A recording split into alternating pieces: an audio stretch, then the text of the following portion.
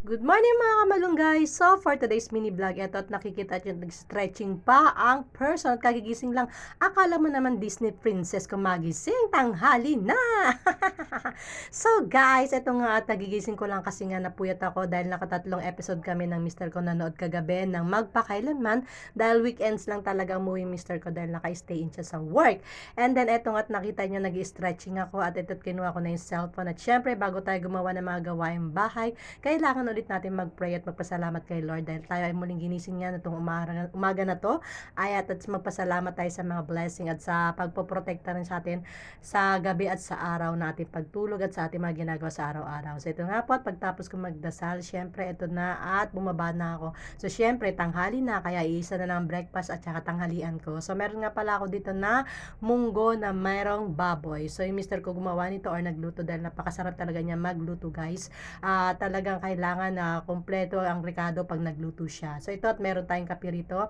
At syempre nagpray muna tayo for the blessing sa ating table na kinakain sa araw-araw. So Lord, thank you ulit sa blessing sa pagkain na to sa araw-araw na nasa pagkainan namin. At ayun nga pala yung aking esposo. At syempre meron siyang dalawang pinya na galing ng Cavite. So napakatamis ito guys yung pinya na to kahit na ganito yung tsura nito. Napakatamis talaga. Kaya kapag meron siyang biyahe doon sa Cavite talagang sinasabi ko na bumili siya. At eto na nga po yung aking misterian, si Papa Dudes, ayan, sabay na kami kumakain. Pag weekends talaga, so sabay na kami kumakain dahil nga weekends lang siya nandito sa bahay. So ito, siya nagluto nito ng munggo na meron pong ribs ng baboy. So napakasarap guys, talagang pag nagluto yung mister ko talaga, the best talaga yan. Basta lang make sure na kompleto yung rekado. Kaya lang, tangali na ako nagising, kaya hindi na ako nakabili ng dahon ng malunggay. Kaya medyo naasar siya sa akin. Sabi ko, pwede na yan, gusto niya, masarap naman na yan. Kaya tara guys, kain tayo at ito na isahan na lang to breakfast at saka tanghalian kasi nga tanghali na nagising ang person. So yung panganay ko na sa likodan ko at nanonood ng TV. Ayan. So kain guys at tanghalian na to kasi wala nang breakfast dahil tanghali na nga akong nagising. At ayan, nagsishare na lang kami sa isang baso ng kape guys kasi hindi ko naman naubos yung isang tasa ng kape dahil nga acidic ako at medyo naglalaylo tayo sa mga kape. So ayan guys at kain po tayo at ayan kita nyo naman kung gaano yung aking kain talagang kain kong kain guys. And then eto na nga po pagtapos ko naman na kumain, ayan yung mister ko. So ipapakita ko ulit. Ayan. So sinama ko na siya sa vlog ko kasi nandito naman siya sa bahay. So sabi niya ako daw bahala. Sabi ko basta kumain ka lang diyan, ako nang bahala. And then after namin kumain, ayan meron akong mga labahan dito guys. Ayan yung labahan ko tapos meron pa doon sa may dulo sa pinakadulo na yon.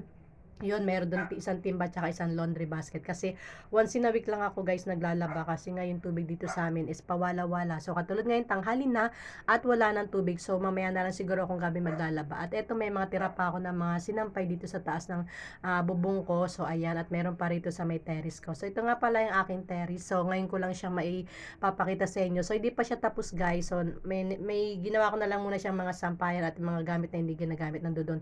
Tinambak ko muna. So ayan yan yung aking terrace dito sa likod. Pero ang bala ko rito, baka isara na lang, gawin na lang kwarto kasi hindi naman masyado namin na-expose yan. Ayan, may trapal siya para pag umulan, hindi maanggihan. So, sa likod pala ng bahay ko, meron pala ritong apartment. So, ayan, yung apartment na yan, dito sa kalibang side. Ano yan, bali, 6 na pinto yan na malalaki, yung apartment na yan. Dito sa naman sa kanan ko naman, eto naman, studio type yan. So, 6 na pinto din yan, tapos meron din yan mga laman.